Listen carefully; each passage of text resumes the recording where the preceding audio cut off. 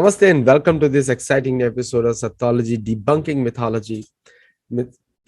Sat means truth, Sattology means science of truth, study of truth. Mythology means science of fake lie imagination, or study of fake lie imagination. Lot of mythology going on current affairs in Afghanistan and USA, the media. This is the only show where we talk about politics, that we do not discuss politics, but here from the education point of view. So I have a very good friend of mine who is coming on the show, very popular, extremely popular, despite all his antics on the camera. But he's an extremely popular person, and that's the reason I think people love him. So let us welcome Abhijit Iyer Mitra. Namaste. Abhijit, just tell me, like, what must be going on in Biden's mind today with all the universal condemnation, right from Australia to Europe?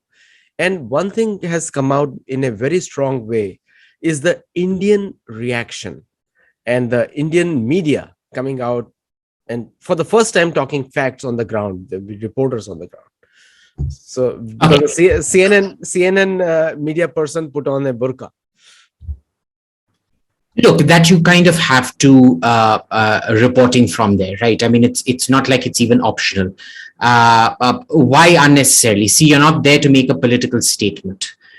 Reporters, I'm very clear, should not be making political statements. They're there to report what happens there.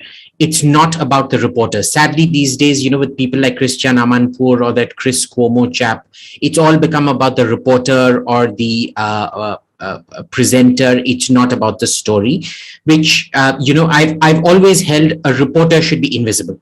You should never see the reporter irrespective. The celebrity reporter thing is the worst kind of shit that's ever happened to journalism. But anyway, let's leave that aside. So, I'm a hardcore Republican and a MAGA-tard or whatever you want to call me. That's fine. But look, there is fair criticism of Biden and there is unfair criticism of Biden. Right now, were there intelligence reports that said Kabul and all these big cities would collapse rapidly? Yes, there were. The issue is when you have, say, 10 reports that say that the big cities would collapse rapidly and 90 reports that say it won't. It's very much a decision call to take on what you trust and what you would rather go by. Number one. Number two, going by all the facts on the ground, this kind of a rapid collapse was impossible. And the more and more we've started applying methodology to see what went wrong, where did we go wrong? Because I too believe that Mazar, Herat, Kandahar, Kabul simply couldn't collapse that fast. It had nothing to do with the fighting. That was the most remarkable thing, right? We've literally seen satellite imagery of where we keep hearing where battlefields are. It takes a few hours to, pick out where you're told the general area, but you're never told exactly where. Is that, out of the 150, 180 odd tanks that we've seen, none of them were destroyed. Maybe 2, 3 damaged on the side, but not destroyed. And tank is not something where you put up your hands and run. What the Afghan army has done is they've gone out to, and most of these battles didn't last more than 2-3 hours. They've gone out to the field. They've fired shots at God knows what. I don't know who the Taliban were fighting, because if they were fighting, how is it that you get away without damaging tanks? Right, you've got your RPGs, your shoulder-fired RPGs and more sophisticated shoulder-fired guided weapons. You're not using them. And it turns out that these people just hand the tanks over, get into Humvees or Jeeps or Mitsubishi Prados or Toyota pickup trucks or what have you, and they drive to the border. So something's happened that's extremely coordinated. And to be fair, there was a lot of chat that the government and the Taliban had reached some kind of a deal, but it was something we didn't want to accept it. So that happened. The third thing which was very important in this was the Pakistanis are very flummoxed, because they're like, oh, we thought this was going to carry on for the next 6 months to 3 years.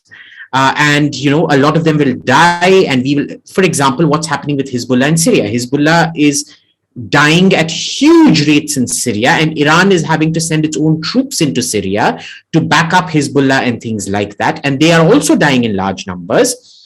But their institutional takeover of Hezbollah or the Syrian government would then be complete. Pakistan was relying on a lot of that. They were relying on all the mad terrorists in their soil to go out there, because now there'll be a sense of purpose and things. They would send their commanders and troops out there, and then there would be a soft takeover of the Taliban, and then a soft annexation of Afghanistan, and that would take between 6 months to 3 years and things like that. They are more upset than anybody else that the Taliban pulled off the secret deal, pulled it off without anybody knowing about it. So to be fair to Biden, there was no way he could have known about it. Are the rest of the criticisms about his handling right? Yes, they are. Because, I have absolutely, I detest Kamala and I detest Biden. I mean, I detest Kamala even more because she's such a fake Indian who plays the Indian card only when it's required. I don't like people like that. Either you're American or you're Indian. Don't, fake it as and when required. But here, there is an issue. There is a lot of unfair criticism being directed at Biden. I think the main issue is the lack of coordination between Biden, the defense secretary, the foreign secretary. They're not the secretary of state, as you call him. They're not talking to each other. They're contradicting each other. The evacuation plan was completely screwed up, presumably because they were shell-shocked at what happened. But still, I mean, it's no excuse for you not to get your house in order even now when you know what's happened. And those scenes of those boys falling off the plane in Kabul was inexcusable. They had troops on the ground. They should have been warning shots fired and things like that. They had the coercive power to move those poor kids out of the way. They did not. And all of this is extremely bad. So there is a lot to go on Biden. But we should also be fair in our criticism. Otherwise, that criticism is partisan. It is not, constructive criticism then. But what makes me happiest is that the Pakistanis are very, very pissed off. Remember, Mullah Baradar, who's the new president of Afghanistan, he was arrested in 2010 by the Pakistanis for trying to cut a deal with the Americans, the Indians, and Hamid Karzai, the then president. He was treated very badly. He was kept in jail for 8 years. And this isn't your normal Pakistani, terror Hilton, where you're plied prostitutes, you're plied amazing food, you're given an air conditioner, a swimming pool, and whatnot. This was jail. Okay, this is what you see in American jail series like Oz and shit like that. Much worse. And he was kept there for 8 years. Trump got him released, presumably just for a situation like this. So I have a big suspicion that he is actually a Trump plant, or at least in the great debt of America and Trump, which they had their own little course of action planned, which they never roped Biden into. Because remember, the current Secretary of Defense, he never met Chris Miller, his predecessor, to discuss the handover. There was no proper handover done because of, well, whatever reason. But the handover wasn't done properly from the previous administration to this administration. Was it because of that? Was it because, something else?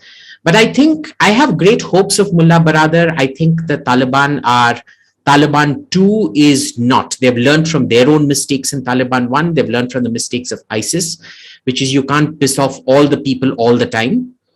And are there going to be stray incidences of brutality and things like that? Of course they are. This is a third world country.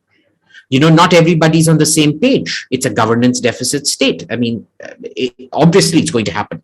There are going to be some torture, some execution happening here or there. The Taliban will try to control it, but these are disaggregated goat herders. You can't expect first world discipline standards or first world military discipline standards from a bunch of disaggregated goat herders. You mentioned Pakistan, and also I would like to quote, the two famous quotes which Biden made was "America is back." Now, a lot of jokes and memes are being made on that. Which America is back, the Saigon one or the Kabul one? So Saigon one is back, obviously. The second joke which is made is, he claimed that this is the largest rescue mission ever. But if anyone searches the Google, the largest rescue mission ever done was 1991 Gulf War, where India lifted 117,431 citizens by the Indian Armed Forces and Indian Navy and Indian civilian planes used by the Indian Air Force. So, what do you have to stay on these kind of gaffes which are happening consistently? Wrong claim. Look, the poor man, like at some point, it's quite shameless attacking a man in the advanced stages of dementia. We have to recognize that there is advanced dementia in the man. I don't like attacking. Uh, Let it be, dude. I mean, it's, if the Americans wanted to vote for a man who was very clearly in advanced senility, that is their prerogative. But you got what you voted for. Enjoy.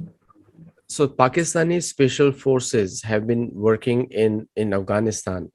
That is what we see in the media. So, do you think that's a fact, or this is just That a... is actually not a fact. That is not a fact, because everything we've seen on the Pakistan border for the last 2-3 months now, there was no excess aid being supplied at all. Definitely not to the kind of special forces. Where is the damage? We're looking at the peripheries of towns, cities, villages, and things like that, where there was this clinical leveling of the town. Nothing, almost no damage. If you were using special forces, they would have gone in. Like, you remember the famous Soviet raid that killed the Afghan president in 1979 and replaced him with another president, and that really marked the beginning of the Soviet invasion. If Pakistani special forces are being used, they did a damn nasty job. I mean, they're completely bloody useless. But we have not seen any. I mean, there's no intelligence trail. You can't pick up. Our only intelligence trail is satellite. We can't pick up things like special forces deployment. They would have used helicopters, for example, but then even those helicopters we're not seeing in the vicinity. Even the helicopter movements that we're seeing aren't compatible with that. In fact, what we've been seeing is a very large-scale grounding of Afghan air assets. Maybe one or two helicopters that the Taliban figured out how to fly. They had a few pilots amongst them, but even there, it's highly technical. Flight is every helicopter handles differently. Every plane handles differently. The switches are different. You can figure out a lot, I guess, but it's not like jumping from, say, a BMW to a Mercedes to a Chrysler or something like that. Like in the BMW, the gear is here. In a Mercedes, the gear is on the wheel.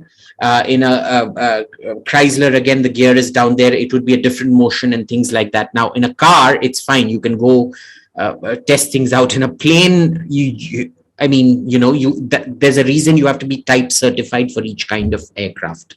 So again, we're not seeing it. So one of the things which comes to the mind is the Russian involvement. Russia openly supported Taliban. America supported Taliban. So looks like Russia and America are on the same lines. Now both of them supported it. It's like... No, America didn't support Taliban. America has been supporting Al-Qaeda for almost the last 10 years in Syria. So if they support Al-Qaeda in Syria, it's only a matter of time before they start supporting Al-Qaeda in Afghanistan as well. But I guess that's why the Pakistanis are so pissed off, because Al-Qaeda doesn't seem to know what exactly happened. Only Mullah Baradar and the Afghan government officials who have now run away seem to know what exactly happened. Other than that, there's absolutely no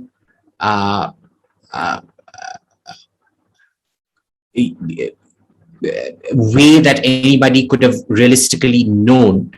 But talking about the Russians, again, the Russian policy, I've not seen zero evidence of direct Russian help to the Taliban. A lot of the Russian so-called assistance to the Taliban was mostly diplomatic, born out of a hatred of America.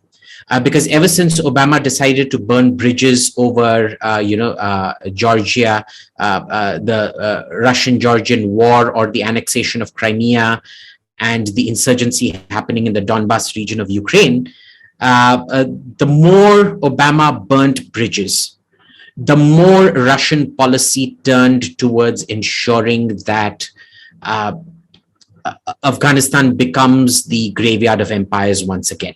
Remember, the Russians were extremely constructive in the beginning. They provided America with the alternate air route when the Pakistanis did not, and things like that. Ultimately, America has to sit and think how many enemies it makes. If you're in a landlocked country like Afghanistan, your main problem is Pakistan. You can't afford to alienate everybody around you, like Trump alienating Iran, Obama alienating Russia, China, of course, being an enemy, never wanting anything good for you. This is part two. Part three is this, sorry to use the word, but asshole. There's really no other word to describe him. Putin's special negotiator on Afghanistan, a chap called Zamir Kabulov. Now, Zamir Kabulov, I can tell you, people inside the Kremlin, my own friends in the Kremlin tell me that the bugger is a compromised Pakistani agent, that he's in the pocket of Pakistan's intelligence, the ISI. Everything he's said and done actually backs up the fact that he's more interested in Pakistan's interest than he is in Russia's interests. And Indians are too scared at the diplomatic level to that, when say Modi meets Putin, to tell him, look, this bugger is compromised. So that hasn't happened. And I think this is Zamir Kabulov's machinations. In a sense, he was able to cover up his own corruption using Russia's hatred for America out there.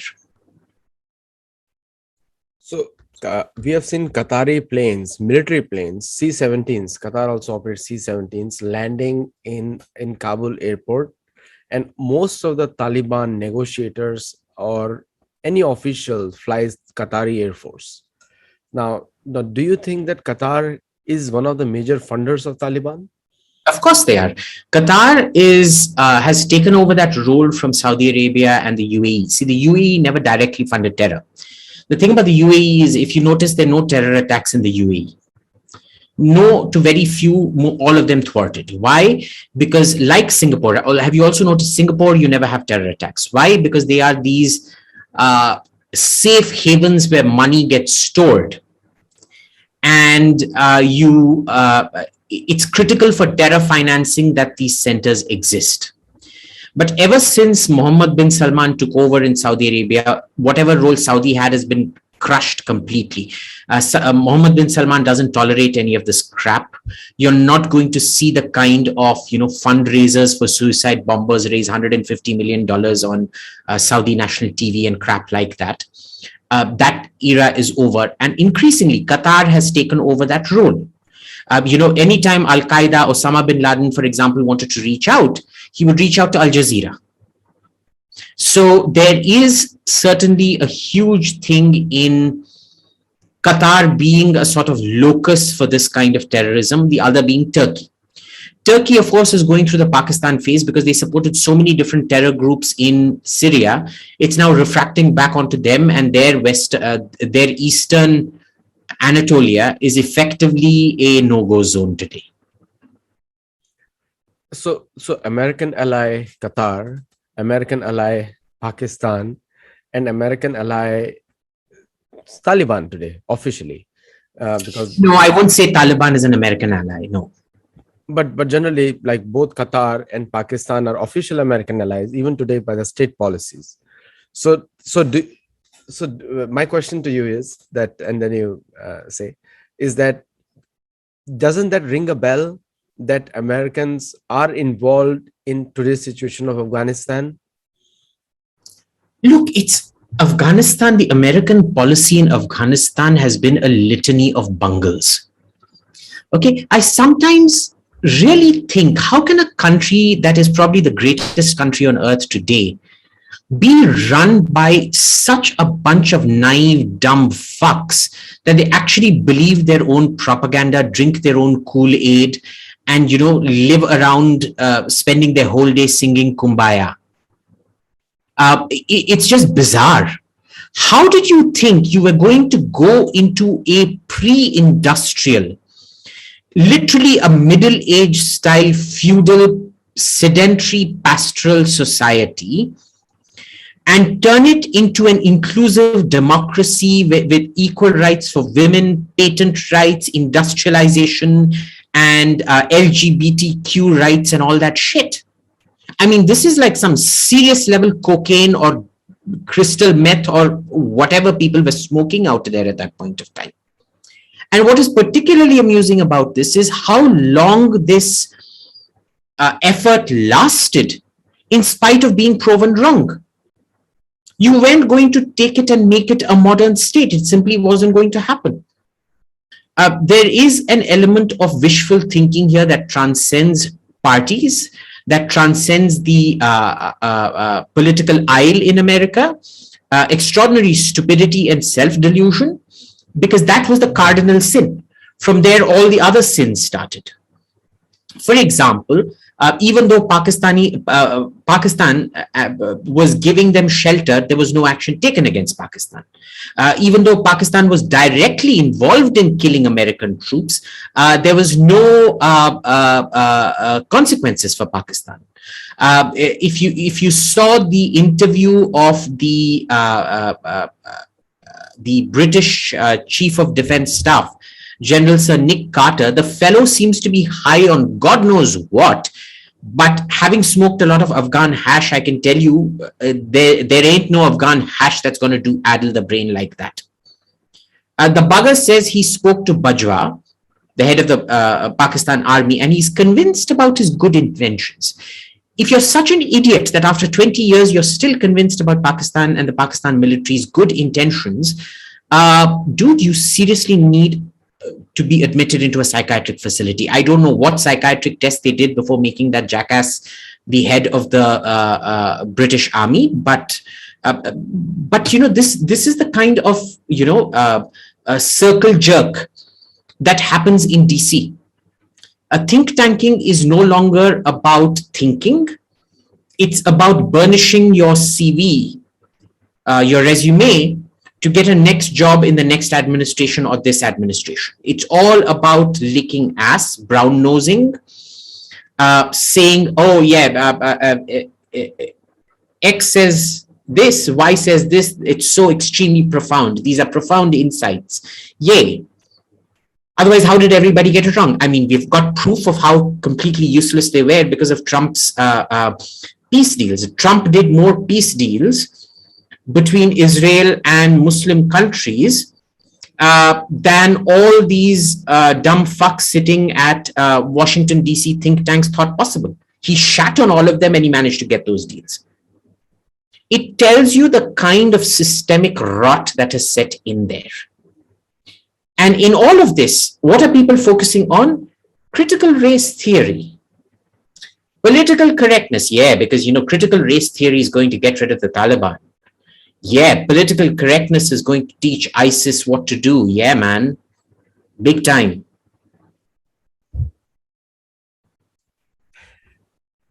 It's like the American Starbucks conversation is become the think tank politics right now, right? It is. It's essentially quackery masquerading around as expertise. But it's really credentialism. I have a PhD, therefore I am more profound than you, even though you see the emperor does not have clothes. Because I have a PhD, I am saying he does have clothes. Congratulations to you. The more PhDs you get, the more America is just hastening its own decline. You remember, Adi, when we started this series, a year and a half back, I don't know when it was, I think early 2020. Yes. Yeah, 1 year. I told you, China, I am not worried about. China will not destroy America. America will destroy America. Right. Democracies are not destroyed from without. Democracies are destroyed from within by their own people. It has happened over and over again. You read the history of the democracies in around 800 to 700 BC in India, 800 to about 500 BC in India, you will see they destroyed themselves. They went into the same kind of divisive politics, and they destroyed themselves. Athens was not destroyed from without, it was destroyed from within because of its own incompetence and things like that, right? Democracies will, as a rule, well, all countries as a rule destroy themselves mostly before they get destroyed from outside, but democracies much more so. There's a very famous poet from Bengal. His name was Bhakti Vinod Thakur. He said, the modern education makes a ass out of a person. And he said it in the context of the modern, and he said it in 1824. He's somewhat not quoted, but I love his poems. I love his poem, Bhakti Vinod Thakur. And for the first time, I'm quoting him on the screen as well, that I've read him. I've read all his poems. He written 3,000 poems. I've read all his. So he said that, how true it has become today. The Bengal always has a habit of predicting the future. Unfortunately, nowadays Bengalis are known for something else. Now, coming to the Bengali wisdom, you're half Bengali. So Yes. I'd say, coming to the Bengali wisdom and the Bengali view of today's Afghan crisis, with all the actors being there, Qatar, Pakistan, Taliban, and Amrullah Saleh. I would like to mention him as well, Panjshir Valley, and also China. So what does the Bengali wisdom say in this new soap opera known as Afghanistan? I don't know if it's Bengali wisdom. It's, and I won't agree with that poem. See, there was a time where an American education, a modern Western scientific education, was turning people into better people. That was as long as it was based on science, it was based on logic, it was based on fact. Because remember, American style capitalism has relieved more, has elevated more people from poverty than at any other time in history anybody else has. Till the 80s, till Ronald Reagan came and cancelled a lot of these student loans and things like that, an average American could be extremely socially mobile. And once you got into this whole thing of monetizing a higher education, because these universities run as businesses, they started doing things like ethnicity studies, gender studies, bullshit degrees with which you can't get an education, but you can get the Harvard label or the Stanford label or the Yale label. And that whole era, that post-religious era, see, religion, I am an atheist. I don't like religion. I've always been extremely uncomfortable with religion, but religion provides some form of social stability and control, whether you like it or not. I'm not saying it's a good thing. I'm just saying, calling it for what it is. Post-religion, what you see is this increase in political correctness. And political correctness and this whole wokeism shit, it's just collective madness. It's a form of social control. Now, religion, because it's evolved over the last 30, 40, 50,000 years, we have a kind of tactile understanding of it. You kind of know how to negotiate it, manipulate it, maneuver it. With wokeism, it's not like that. And a lot of wokeism is supported by industry. Why? Because the kind of social fear, tell me, why in Europe, where most of the witch hunts or the Jew hunts, the pogroms and things like that initiated by the nobles? Because they wanted a kind of social stability, a perpetual state of fear where they controlled things. Today, the biggest supporters of CRT, wokeism and all that crap are big American corporations. Why? Because it is a fantastic form of social control. You can keep everybody off their game. You can cancel people at will. It reduces innovation, but that also, because innovation only happens where, to quote Rabindranath Tagore, another great Bengali, where the mind is without fear, where the head is held high, where words come out from the depths of truth, where etc., etc., etc. Without that, you cannot have innovation. But without innovation, you won't have disruption. And so their monopolies are completely secure. This isn't about social justice. This is just like the Middle Ages. It's a bunch of rich oligarchic fucks making assholes out of everybody else. And congratulations to America. Like I say, every country gets what it deserves. India is a third world shithole for a reason. America, in a few decades or so, is going to become a third world shithole. Congratulations. Most of the infrastructure in US is already third world grade. We live in California. We pay the highest taxes in the country, other than New Jersey probably or Hawaii, but on par with the highest. But still, our roads are never repaired. It's always broken. Anyway, the last question today, in this, coming back to the strategic affairs for which Abhijit is known for, the military units of India have been landing freely, Hercules and C-17s. Is there a communication happening with the Indian government and Taliban and other people? Yes, there is. And yes, there is. It's kind of a limit. We started negotiating them with them in Doha almost a month back. It was too late for my liking. To be fair, I was also wrong about this till 2018, 2019, when I went to Afghanistan and saw that, this Taliban isn't the old Taliban. In the old Taliban, bald, gay, atheist man would have probably had my genitals chopped off, tortured, raped, and strung up from a tree. That did not happen. The amount of hatred I saw for Pakistan was incredible, especially amongst the Taliban. So I knew there was something, and I've been advocating for us to sit down and use this to our advantage for a very long time. Fine, it didn't happen. No point crying over spilt milk. We started talking to them a month back, and yes, there is some kind of channel open, both with the Americans and with the Taliban, because, we sent in Indo-Tibetan border police. There are best trained, well, I won't say commandos, but there are best trained special forces in with those planes to go out into Kabul, get whoever we needed to get, bring them safely to the airport and to the military part of the airport, which is under American control, and bring them back to India.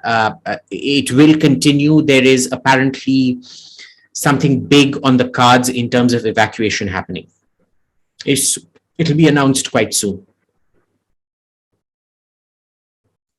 Thank you so much. And one of the things is, I was reading that will the Indian Navy, because Indian Navy has little control over Afghanistan, just to secure.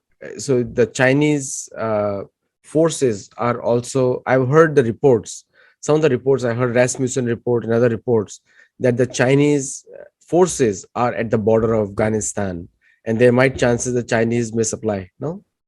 There's nothing happening like that. This is the thing. All these stories, they had wind as long as people didn't have access to satellite imagery. Now, we've been checking all of that out. There's absolute crock shit happening out there. Absolutely nothing happening. But, talking about the Indian Navy, it's worth ending this noting that I think, was it 1910 or 1912? Something like that. I forget. I think maybe before. It was the opening of the Panama Canal. The chief of the American Navy, he invited a neutral nation. He wanted the chief foreign guest to be from a neutral nation. And the official invitation that was sent to the chief admiral of the Swiss Navy.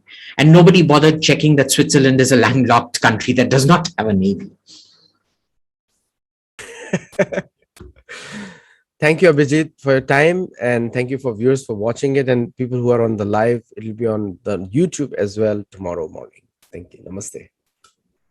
Thank you. Very well.